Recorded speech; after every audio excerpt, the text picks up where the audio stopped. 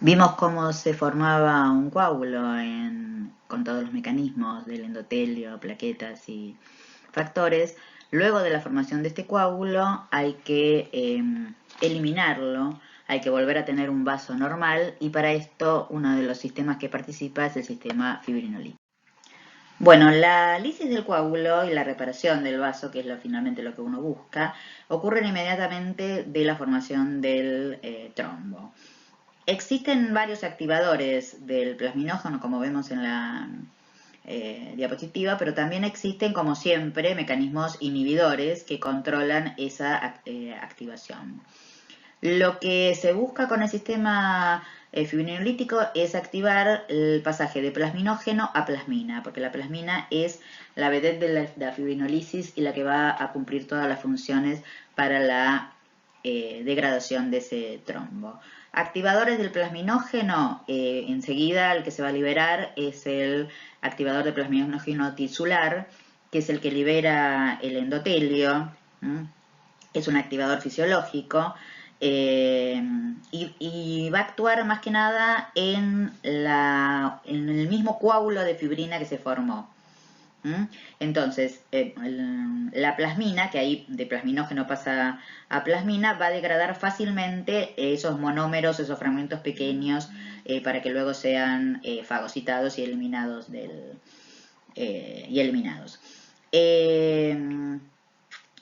También otro activador del plasminógeno es el activador contacto o la uroquinasa, que actúa también en el mismo sentido.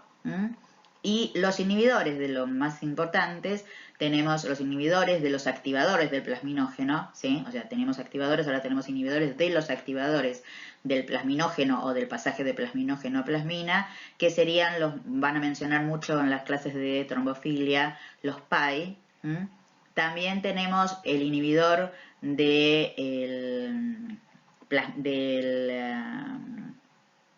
el TAFI, que es el inhibidor del activador tisular, ¿sí? Que también va a tener mucha importancia.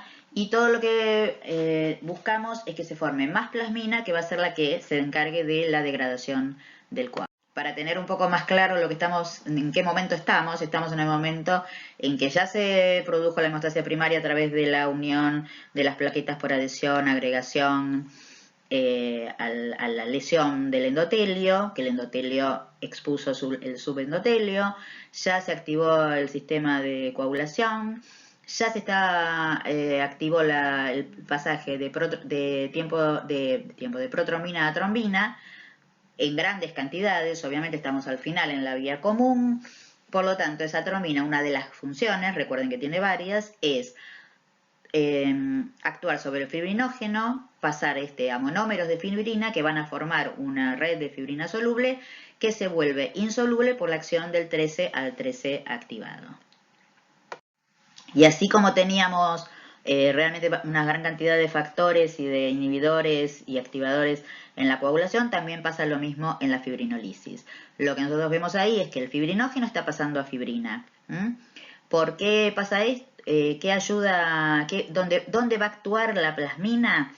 La plasmina que viene del plasminógeno por activación tanto del activador de plasminógeno tisular endotelial como el tisular, que es el activador, la uroquinasa, también como por los distintos factores de contacto que van a activar toda esta vía, el plasminógeno va a pasar a plasmina y esa plasmina va a actuar sobre fibrinógeno y sobre fibrina, indistintamente.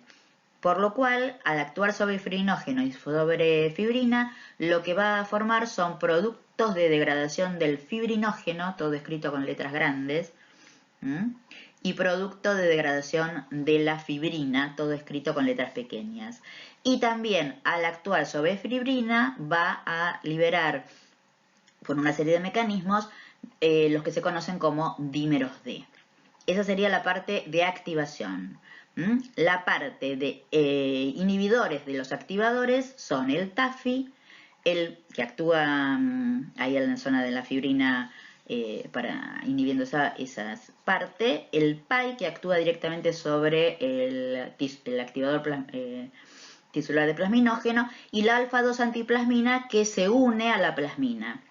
Por eso, más adelante vamos a mencionar que si hay un problema de defecto de la alfa-2-antiplasmina, nadie inhibe a la plasmina sigue actuando, por lo tanto se degradan coágulos, pero también se degradan a una velocidad sin control, por lo cual el paciente puede sangrar. Y lo importante de esto es que la plasmina se puede activar en dos fases. En la fase, la ideal es que se active sobre el coágulo que se formó, o sea, sobre el trombo, ¿sí? Entonces la plasmina unida, el plasminógeno que quedó atrapado en ese trombo, pasa por acción del activador tisular del plasminógeno a plasmina y se degrada a el fibrinógeno, se degrada la fibrina y se degrada el trombo. Si yo lo tengo en la fase fluida, es decir, no hay un trombo, sino que está en circulación, lo que vemos es que el plasminógeno, en general pasa esto por la uroquinasa, que es de fase tisular, entonces vemos pasaje de plasminógeno a plasmina, y esta plasmina puede degradar, ¿sí?, distintos factores, por lo cual puede producir degradación hasta de matriz extracelular. Por eso ahí es muy importante a nivel de la fase fluida que actúe la alfa-2-antiplasmina deteniéndola. Si bien hay muchas pruebas muy específicas para la fibrinólisis y que no se hacen en casi muy pocos laboratorios, digamos, laboratorios muy especializados, hay una prueba general que hace muchos años que está, como muchas pruebas de la coagulación, que es el tiempo de lisis de globulina, que se puede medir en dos momentos distintos con la misma persona, que lo que hace en realidad es producir un precipitado donde está el fibrinógeno y el plasminógeno, por lo tanto, en una condición óptima y a 37 grados se forma un coágulo, y ver cuánto tiempo tarda en degradarse ese coágulo, porque si yo tengo plasminógeno y tengo fibrinógeno, se formó el coágulo y lo voy a degradar. Se hace la prueba al paciente en condiciones basales y después se hace la prueba después de un ejercicio o después de algún estrés, como por ejemplo el mantener un manguito apretado en el brazo mucho tiempo y producir una éstasis venosa, y ahí se relacionan el tiempo de pre y de la posisquemia. Y esto nos da una idea de si la fibrinólisis está aumentada o disminuida. Es una prueba muy global, así como otras pruebas de la coagulación. Como vemos, en realidad también hay pruebas muy específicas para la fibrinólisis. En general no se hacen en casi ningún laboratorio que no sea especializado para la hemostasia. Pruebas cromogénicas para el plasminógeno, para inmunológicas y cromogénicas para el alfa-2-antiplasmina, para los inhibidores, para los activadores, una serie de pruebas que se pueden hacer para ir viendo los distintos pasos de la fibrinólisis. Y acá lo que vemos es los pasos, o sea, en qué momento actúa la plasmina y por lo tanto sobre qué actúa la plasmina, y eso nos van a dar una idea de qué es lo que nos va a dar como producto final. Y como vemos, la plasmina solo da dímeros D, produce dímeros D cuando actúa sobre sobre la fibrina insoluble en la cual haya ya producido esta insolubilidad por la acción del factor 13 activado. Solo en esa posición se obtienen dímeros D. Productos de degradación de fibrinógeno o fibrina no pueden reconocerse, ¿sí?, en las pruebas que se realizan, por lo cual uno no sabe si estoy hablando de plasmina que actuó sobre fibrinógeno o plasmina que actuó sobre la fibrina. O sea que nos da una idea de que hubo una acción de la plasmina sobre fibrinógeno y fibrina, pero nada más. No nos dice si fue fibrinógeno y por lo tanto no hubo coagulación, o fue fibrina y por lo tanto hubo coagulación. ¿Se entiende la diferencia?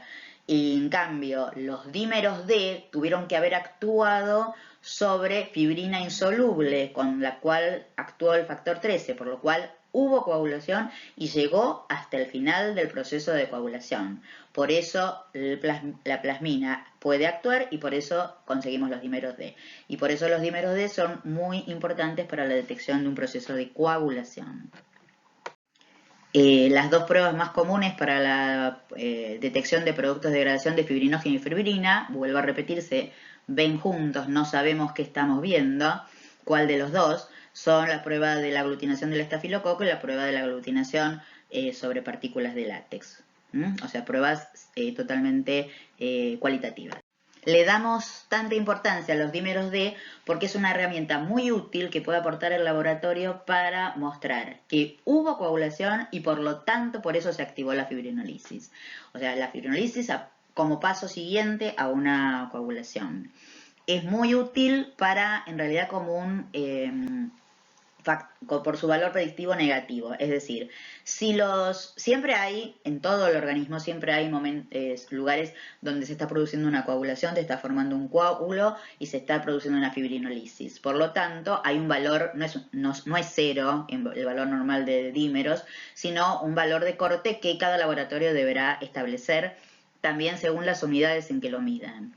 Pero si estoy hablando de un dímero D cuantitativo, lo que yo puedo ver es que si el valor normal, el valor del paciente está dentro de los valores normales esperados, no hubo coagulación, por lo tanto no hubo en general el tromboembolismo pulmonar, porque el tromboembolismo pulmonar viene acompañado del aumento importante de dímeros D. Ahora, si es positivo, si es mayor que el valor normal esperado, no sabemos por qué trombosis estamos viendo. Puede ser una trombosis pulmonar, puede ser una trombosis venosa profunda, puede ser, como en el caso del COVID, el proceso que se produce de coagulación en la zona pulmonar. O sea que en realidad no sabemos hasta que no hacemos otros estudios u otros estudios clínicos sobre todo, dónde está ese cuadro. Por eso decimos que tiene alto valor predictivo negativo en realidad.